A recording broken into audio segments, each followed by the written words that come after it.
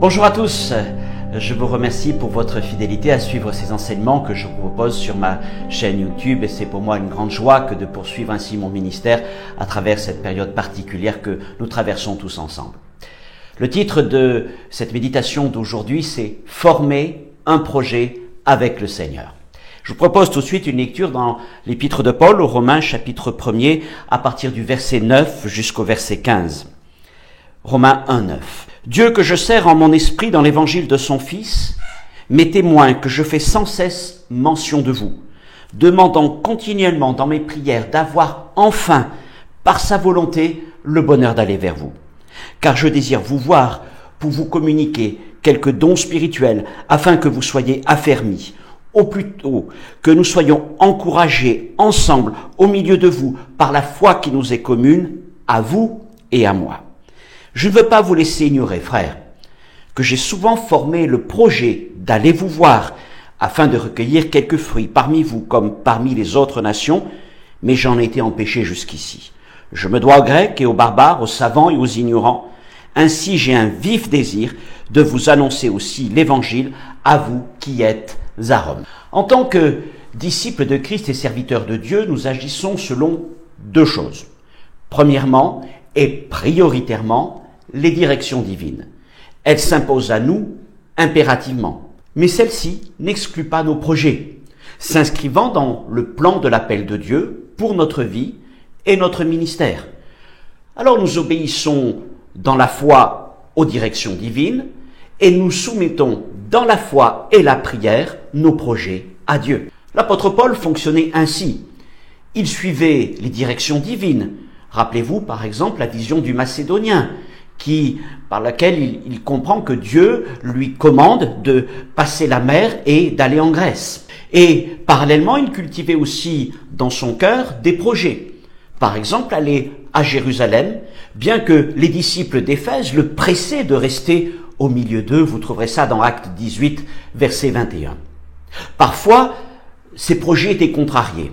Ainsi, le désir de retourner vers les nouveaux disciples de l'église de Thessalonique, mais Paul écrit dans 1 Thessaloniciens 2,18 que Satan l'en empêcha au moins à 2 reprises. Alors souvent, il devait s'adapter aux circonstances de la vie, du ministère et changer ses plans. Au point même que certains se demandaient si ses projets n'étaient pas charnels. Ainsi, alors qu'il avait prévu d'aller à Corinthe, les circonstances l'amenèrent à se rendre en Macédoine. Et certains alors lui reprochèrent son inconstance et il dut se justifier. 2 Corinthiens chapitre 1er. Et Paul était persévérant dans ses projets. Et deux lui tenaient à cœur particulièrement. Tout d'abord aller à Rome, cœur du monde de son époque, Romains 1,13 nous l'avons lu, et un autre, l'Espagne, qui représentait l'extrémité occidentale du monde de son époque. Il en parle dans Romains chapitre 15 verset 28. Alors la tradition chrétienne dit qu'il aurait bien atteint l'Espagne, mais cela reste la tradition. Par contre, les Écritures confirment bien que Paul est allé jusqu'à Rome, mais pas forcément comme il l'aurait imaginé. De son exemple, nous allons tirer des instructions pour nos vies et la gestion de nos projets avec Dieu. La première chose que je veux dire, c'est qu'il est normal et sain d'avoir des projets. Certains pourraient penser que le disciple de Jésus ne devrait pas avoir d'autres projets que les directives qu'il reçoit du Seigneur. Nous avons pourtant bien vu que Paul nourrissait des projets personnels. Bien sûr, il s'inscrivait dans le cadre plus étendu de son appel et de son ministère.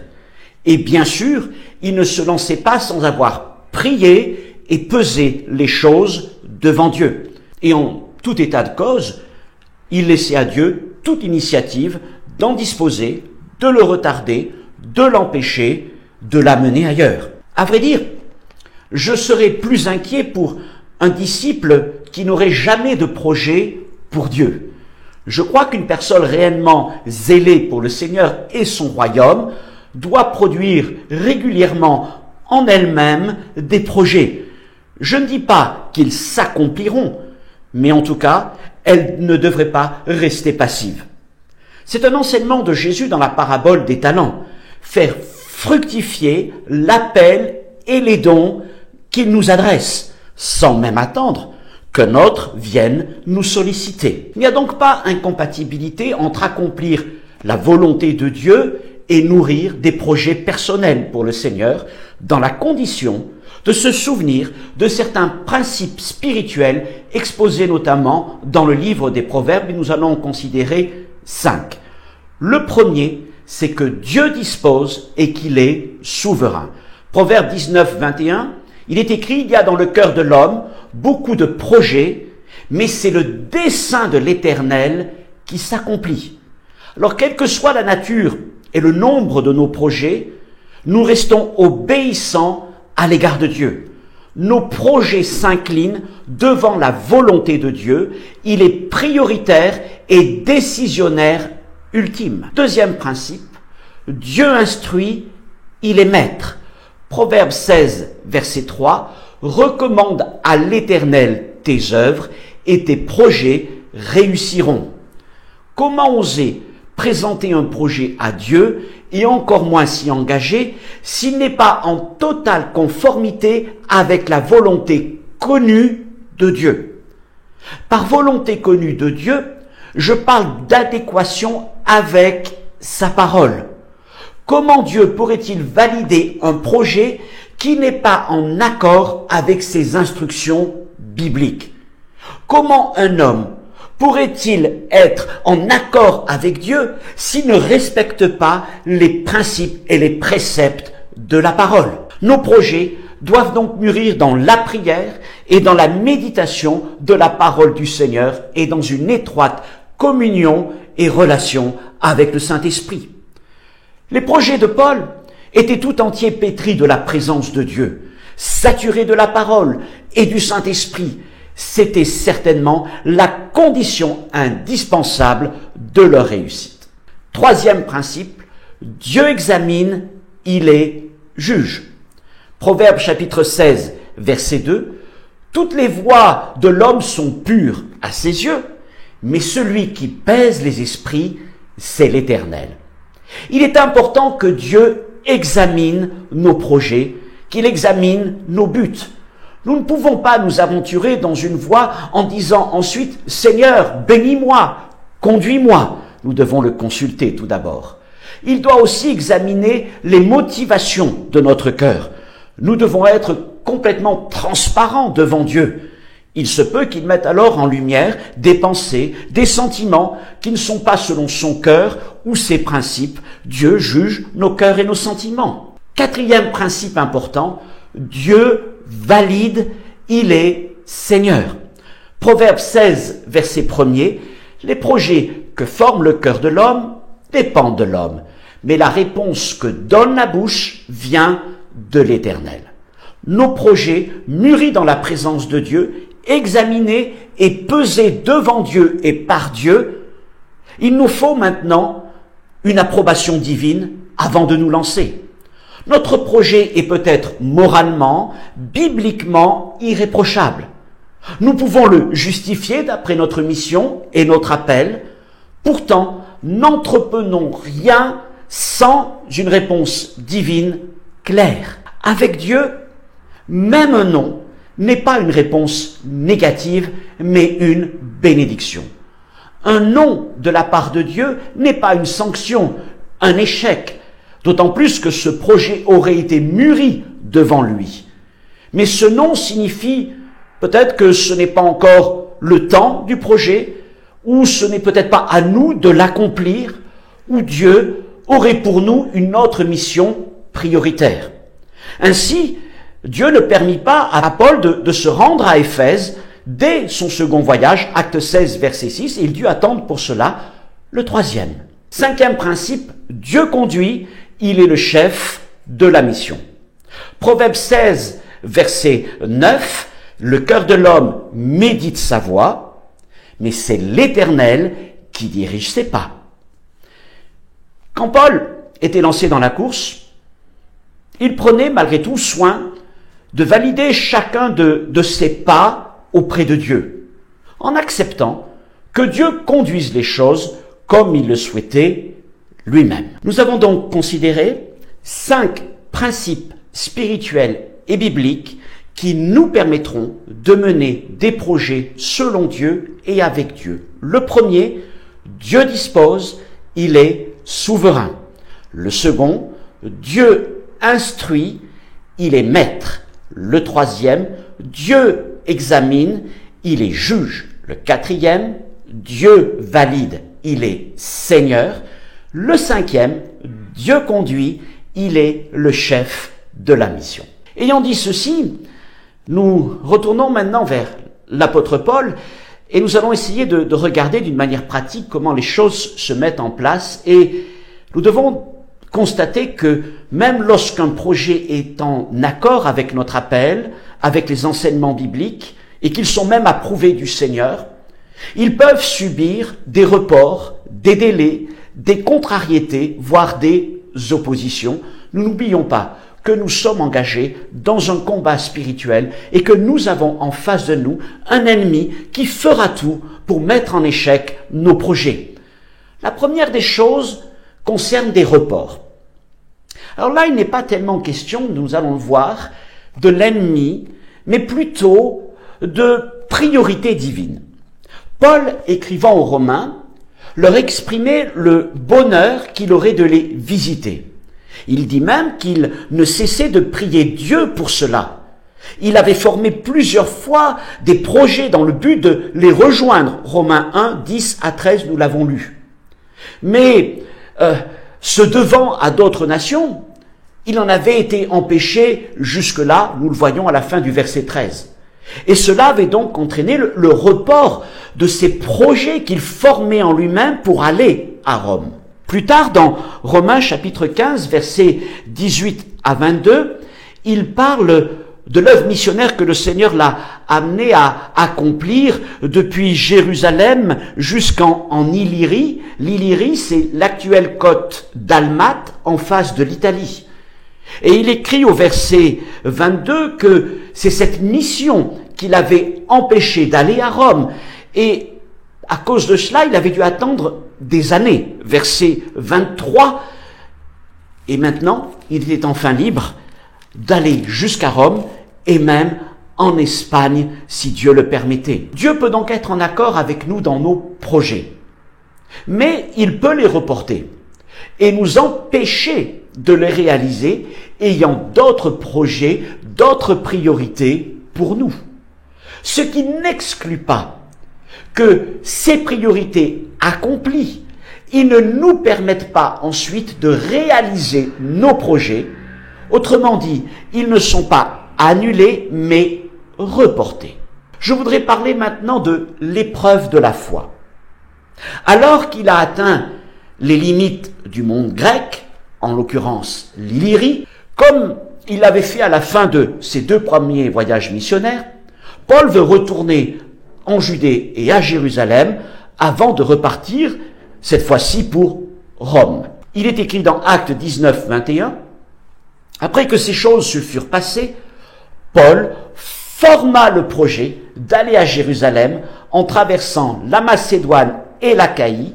Quand j'aurai été là, se disait-il, il faut aussi que je voie Rome. » Sur le chemin vers Jérusalem, les choses sont loin d'être paisibles pour Paul. Il est même averti par le Saint-Esprit que des événements difficiles l'y attendent. Et dans chaque ville qu'il traverse, Éphèse, Tyr, Césarée, les disciples le prient de renoncer à son voyage en raison de liens et de tribulations à venir. Mais il ne peut s'en détourner.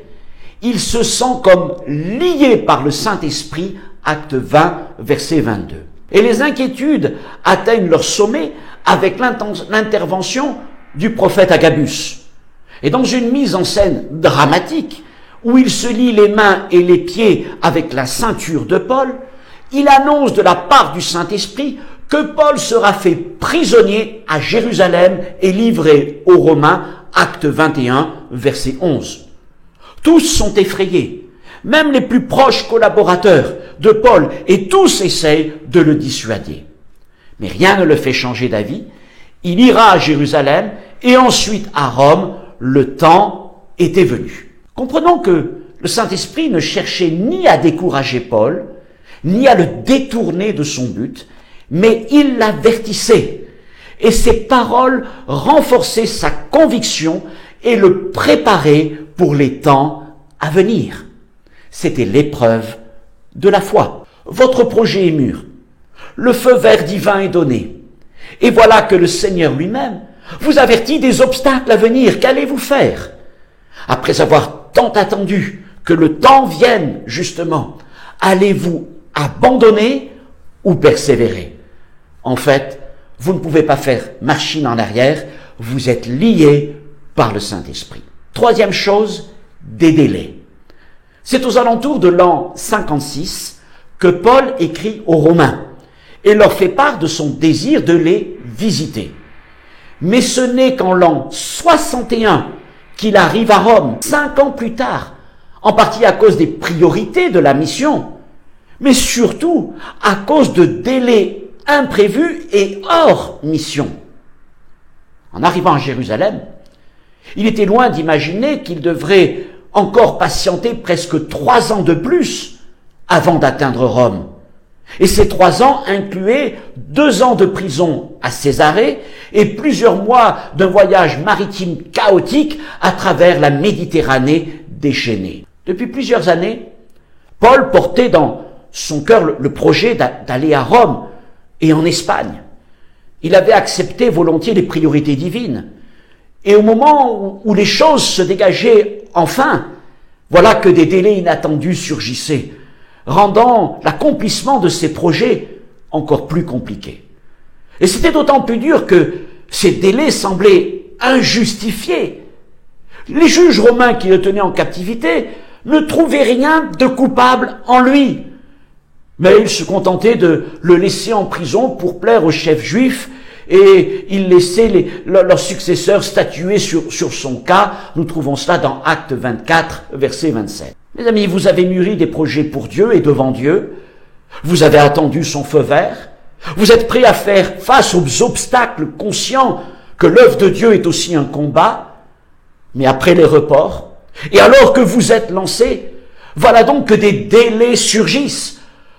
Délais administratifs, délais bancaires, délais techniques, je ne sais pas. Et vous avez l'impression d'être prisonnier de décisions qui vous paraissent complètement déplacées. Et d'autant plus injustes que ces décisions et ces retards sont sans fondement, sans justification. Et c'est peut-être votre cas aujourd'hui. Et par cette parole et l'exemple de Paul, je veux vous encourager. Quatrième chose, Paul a aussi connu des oppositions. Oh, l'adversité, il connaissait. Il avait plusieurs fois été éprouvé dans son corps. Pourtant, les épreuves passées n'étaient rien au regard de ce qu'il connut à partir du moment où il arriva à Jérusalem. 7 jours après son arrivée, il fut pris à partie au temple par une foule déchaînée qui manqua de le lyncher. Et il ne dut sa vie qu'à l'intervention des Romains qui, toutefois, le gardèrent prisonnier, acte 21, verset 32. Et c'est à ce moment-là que commença son long voyage vers Rome. Le soir de son emprisonnement, à Jérusalem, le Seigneur lui apparut et lui dit, acte 23, verset 11, « Prends courage, car de même que tu as rendu témoignage de moi dans Jérusalem, il faut aussi que tu rendes témoignage dans Rome. » Et finalement, après 3 ans d'attente, c'est donc en prisonnier que Paul arriva à Rome, ayant survécu à des complots, des tempêtes, un naufrage, une menace d'exécution et même la morsure d'un serpent. Obéissez dans la foi et de tout cœur aux directives du Seigneur. Mais n'hésitez pas à former et porter des projets pour Dieu et avec Dieu. Mûrissez-les, priez dessus, patientez, persévérez, ne lâchez rien. Et quand vous aurez le feu vert de Dieu, n'y renoncez pas, même si la manière dont il s'exécute est étonnante. Paul n'aurait jamais imaginé aller à Rome en tant que prisonnier. N'y renoncez pas, même si l'adversité et toutes les oppositions se dressent contre vous. Dieu les retournera en votre faveur. N'y renoncez pas, même si le temps semble interminable et que votre situation vous paraît figée, Dieu vous libérera en son temps. Et pour finir, je veux citer d'une part la célèbre phrase de Cervantes, l'auteur de Don Quichotte, qui écrivait ceci: « L'homme propose et Dieu dispose. » Et Dieu, qui sait le mieux, sait ce qui convient bien à chacun. Tel le temps, telle la conduite. Mais c'est par la parole de Dieu que je veux conclure aujourd'hui.